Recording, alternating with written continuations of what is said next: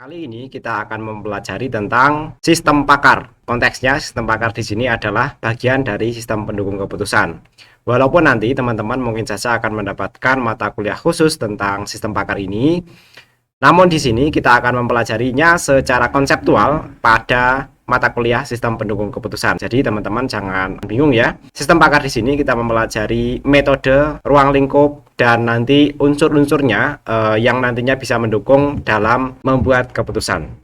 Untuk materinya seperti biasa sudah saya siapkan sebuah video presentasi. Oke, tidak berpanjang lebar biar tidak banyak membuang waktu, kuota, dan energi ya. Kita langsung melihat video presentasi yang sudah saya buat. Setelah itu ya teman-teman bisa mengajukan pertanyaan ataupun koreksi dan lain sebagainya. Halo semuanya, kali ini kita akan belajar tentang sistem pakar. Kita mulai pembelajaran kita dari pengertian sistem pakar itu sendiri.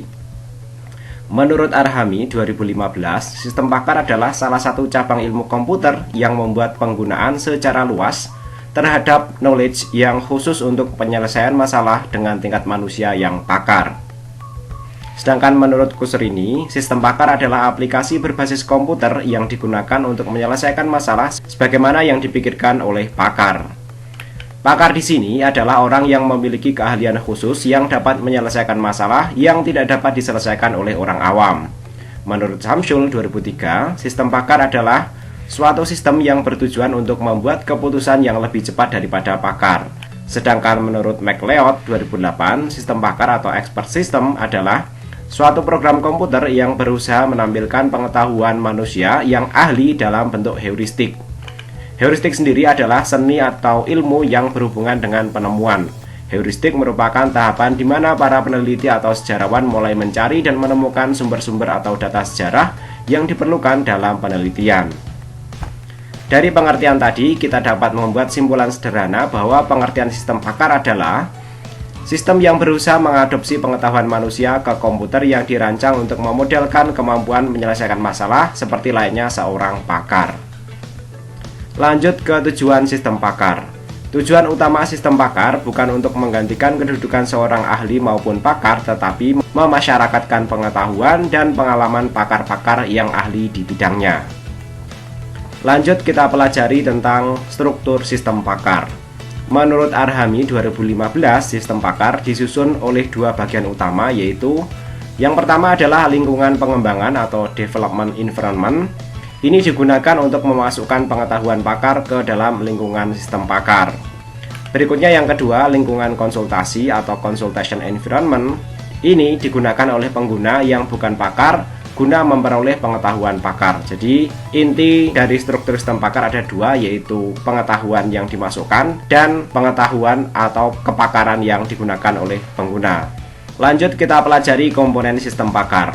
Menurut Kusserini 2008, sistem pakar memiliki dua komponen utama, yaitu basis pengetahuan dan mesin inferensi. Basis pengetahuan merupakan tempat penyimpanan pengetahuan dalam memori komputer, di mana pengetahuan ini diambil dari pengetahuan pakar. Sedangkan menurut Arhami 2005, komponen-komponen sistem pakar adalah seperti di bawah ini. Yang pertama adalah antarmuka atau user interface. Ini merupakan mekanisme yang digunakan oleh pengguna dan sistem pakar untuk berkomunikasi. Antarmuka menerima informasi dari pemakai dan mengubahnya ke dalam bentuk yang dapat diterima oleh sistem. Kemudian yang kedua, basis pengetahuan. Ini mengandung pengetahuan untuk pemahaman, formulasi, dan penyelesaian masalah. Komponen sistem pakar ini disusun atas dua elemen dasar, yaitu fakta dan aturan. Yang ketiga adalah akuisisi pengetahuan atau knowledge acquisition. Ini adalah akumulasi, transfer, dan transformasi keahlian dalam menyelesaikan masalah dari sumber pengetahuan ke dalam program komputer. Yang keempat adalah mesin inferensi. Komponen ini mengandung mekanisme pola pikir dan penalaran yang digunakan oleh pakar dalam menyelesaikan suatu masalah. Yang kelima adalah workplace. Ini merupakan area dari sekumpulan memori kerja atau working memory. Workplace sendiri digunakan untuk merekam hasil-hasil antara dan kesimpulan yang dicapai. Yang keenam adalah fasilitas penjelasan. Ini adalah komponen tambahan yang meningkatkan kemampuan sistem pakar.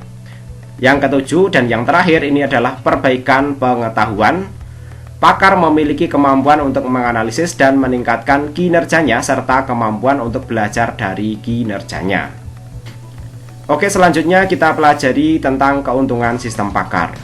Menurut Arhami 2015, ada banyak keuntungan bila menggunakan sistem pakar. Di antaranya adalah yang pertama, menjadikan pengetahuan dan nasihat yang mudah didapat atau diakses. Kemudian yang kedua, meningkatkan output dan produktivitas. Yang ketiga, menyimpan kemampuan dan keahlian dari pakar yang dirujuk. Yang keempat, meningkatkan penyelesaian masalah, menerusi panduan pakar, penerangan dan sistem pakar khas. Yang kelima, meningkatkan reliabilitas. Yang keenam, memberikan respons atau jawaban yang cepat. Yang ketujuh, merupakan panduan yang intelligence atau cerdas. Yang kedelapan, dapat bekerja dengan informasi yang lengkap dan mengandung ketidakpastian. Dan yang kesembilan, intelligence database atau basis data cerdas, bahwa sistem pakar dapat digunakan untuk mengakses basis data dengan cara yang cerdas. Selanjutnya, kelemahan sistem pakar. Menurut Arhami, selain keuntungan-keuntungan di atas, sistem pakar seperti sistem lainnya juga memiliki beberapa kelemahan. Di antaranya adalah, yang pertama adalah masalah mendapatkan pengetahuan, di mana pengetahuan tidak selalu bisa didapatkan dengan mudah. Kadangkala pakar dari masalah yang kita buat tidak ada atau sulit kita temukan, dan kalaupun ada, kadang-kadang pendekatan yang dimiliki pakar berbeda-beda. Yang kedua, untuk membuat suatu sistem pakar yang benar-benar berkualitas tinggi sangatlah sulit dan memerlukan biaya serta tenaga yang sangat besar untuk mengembangkan dan pemeliharaannya. Yang ketiga, boleh jadi sistem tidak dapat membuat keputusan juga ya dalam kondisi tertentu. Yang keempat, sistem pakar tidak 100% menguntungkan walaupun seseorang tidak sempurna atau tidak selalu benar. Oleh karena itu, perlu diuji ulang secara teliti sebelum digunakan. Dalam hal ini, peran manusia tetap merupakan faktor yang dominan. Tentu nanti dengan maintenance juga ya. Lanjut kita pelajari mengenai ciri-ciri sistem pakar. Menurut Arhami, sistem pakar merupakan program-program praktis yang menggunakan strategi heuristik yang dikembangkan oleh manusia untuk menyelesaikan permasalahan-permasalahan yang spesifik atau khusus.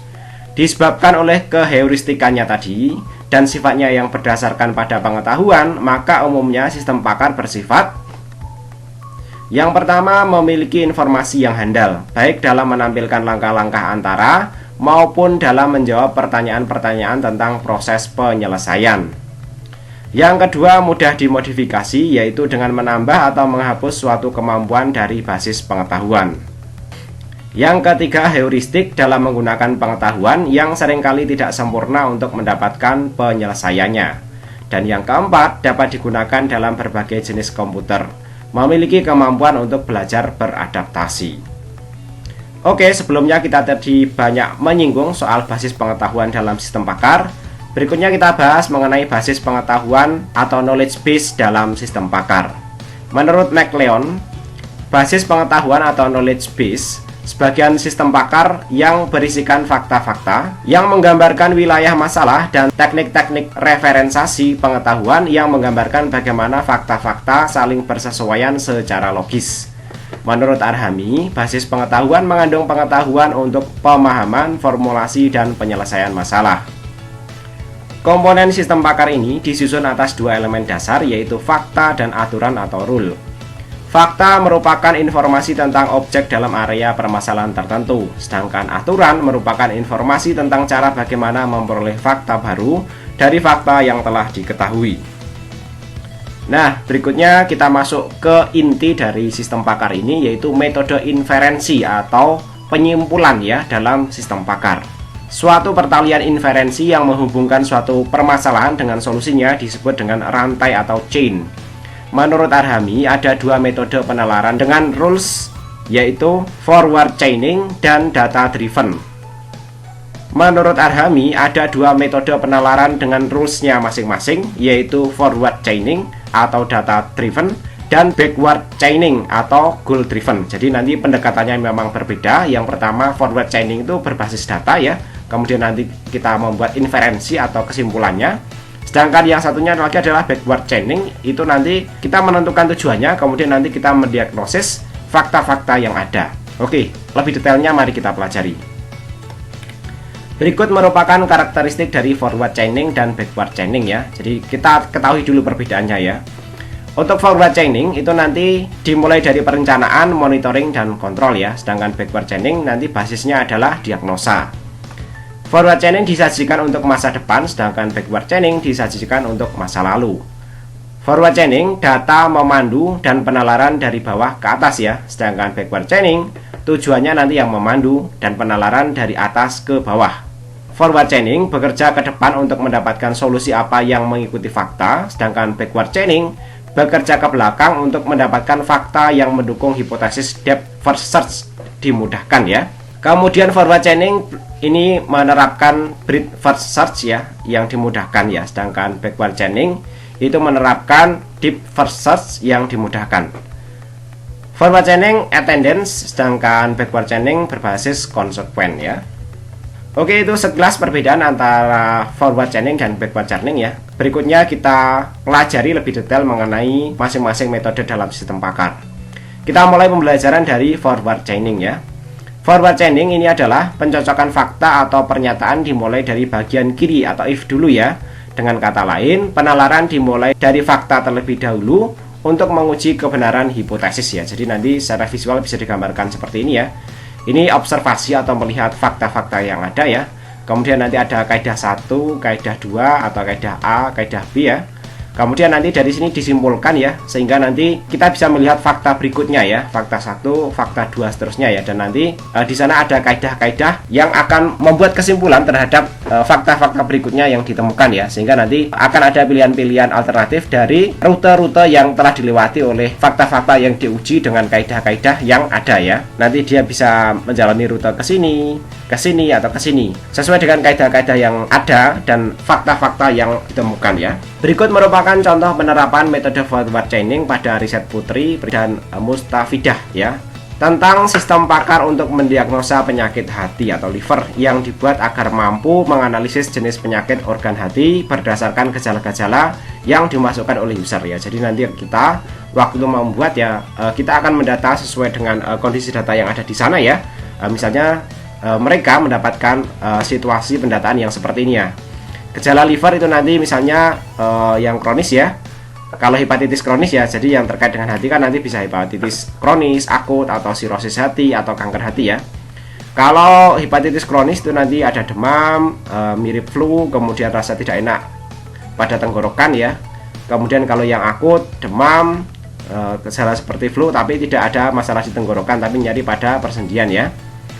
Kemudian kalau sirosis hati itu nanti demam, mual dan muntah, dan melaise ya. Berikutnya kalau kanker hati itu nanti rasa letih dan lemah, feses berwarna gelap, dan adanya pembengkakan hati ya. Jadi nanti dari pengetahuan ini ya kita formulasikan sehingga nanti bisa diprogram dengan komputer ya. Berdasarkan tabel keputusan tadi, selanjutnya dibentuk basis aturan seperti pada gambar berikut ya. Ini sepertinya, if demam gejala mirip flu, kita menggunakan logika N ya. Kemudian N juga ya, jadi nanti masing-masing kalau ini terpenuhi maka nanti dia disimpulkan sebagai hepatitis kronis ya. Kemudian yang lainnya juga sama, ini menggunakan perbandingan logika N semuanya, sehingga nanti dia membuat kesimpulan-kesimpulan sesuai dengan data yang ada. Dan ini rules-nya ya, bentuk aturan dari forward chaining. Jadi contohnya nanti untuk forward chaining seperti itu ya, berbasis pengetahuan yang ada, kemudian kita menentukan rules-nya sehingga nanti kita bisa membuat kesimpulan dari data dan rules yang sudah dibuat ya. Selanjutnya backward chaining ya. Ini adalah pencocokan fakta atau pernyataan dimulai dari bagian sebelah kanan atau then dulu ya. Dengan kata lain, penalaran dimulai dari hipotesis terlebih dahulu. Dan untuk menguji kebenaran hipotesis tersebut harus dicari fakta-fakta yang ada dalam basis pengetahuan ya. Jadi basis pengetahuannya tetap ada kaidah, tetap ada fakta ya. Tapi di sini tujuannya ditentukan terlebih dahulu.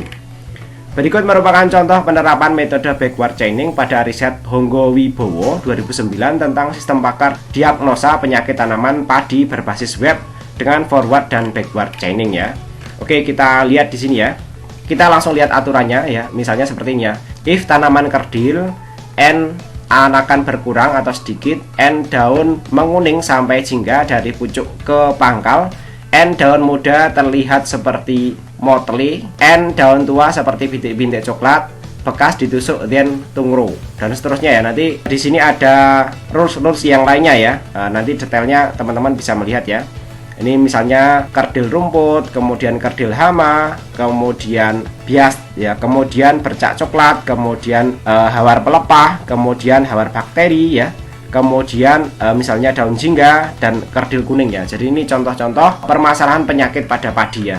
Dan masing-masing penyakit itu nanti memiliki rules atau tanda-tanda yang telah ditetapkan ya. Dengan seperti itu ya, misalnya kita mengidentifikasi bahwa padinya ini berpenyakit ya, maka setelah itu kita memasukkan fakta-faktanya ya, sehingga fakta-fakta yang kita masukkan itu cocok dengan rules yang mana, sehingga nanti di akhirnya kita berikan kesimpulannya. Jadi itu program komputernya ya. Kalau backward chaining itu ya, kita menetapkan dulu padi ini berpenyakit ya, kemudian nanti kita ingin mengetahui ini jenis penyakitnya apa ya, sehingga untuk mengetahuinya kita perlu memasukkan fakta-faktanya. Sedangkan yang forward chaining tadi ya, kita langsung memasukkan data-data yang ada ya, kemudian nanti sistem pakar kita itu akan menganalisis berdasarkan rules yang ada di sini ya.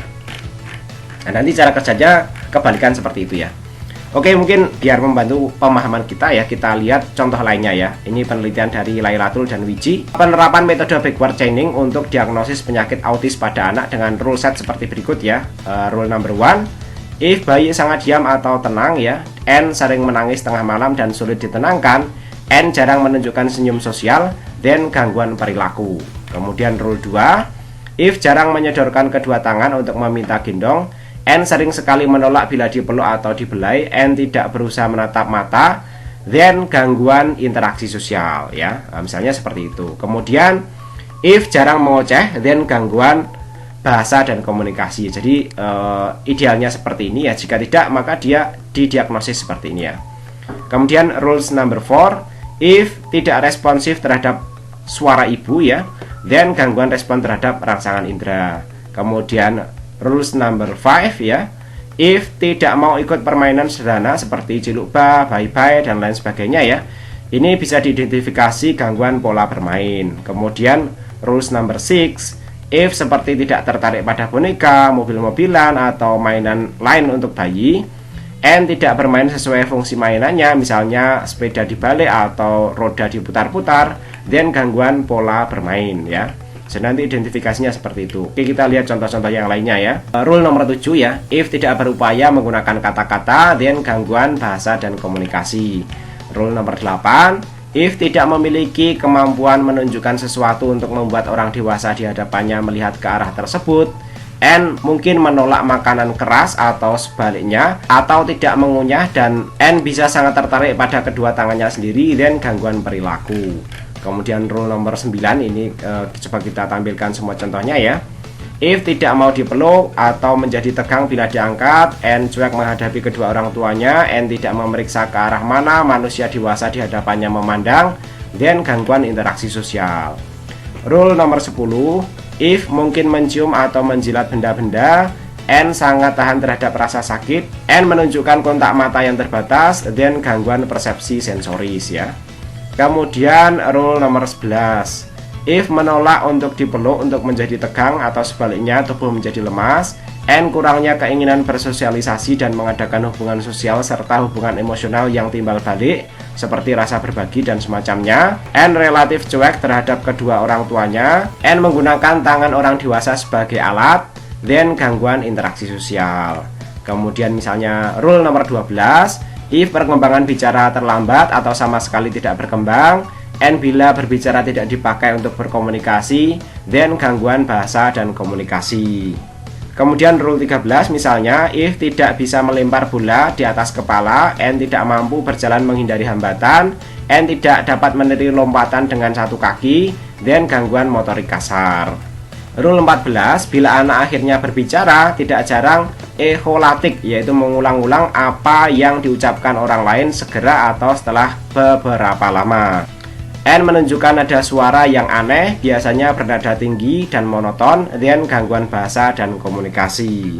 Rule 15 misalnya, if mempertahankan suatu minat atau lebih dengan cara yang sangat khas atau berlebihan, N ada gerakan-gerakan aneh yang khas dan diulang-ulang N sering sangat terpukau pada bagian benda. N terpaku pada suatu kegiatan ritualistik atau rutinitas yang tak ada gunanya. N merasa sangat terganggu bila terjadi perubahan rutin pada kegiatan sehari-hari dan gangguan perilaku.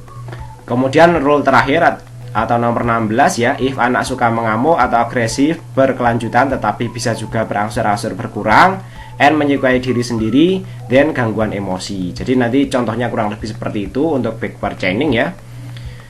Saya kira pembelajaran kita sampai di sini mudah-mudahan dipahami dan bermanfaat. Jangan lupa like dan subscribe agar kita bisa terus belajar bersama dengan menyenangkan.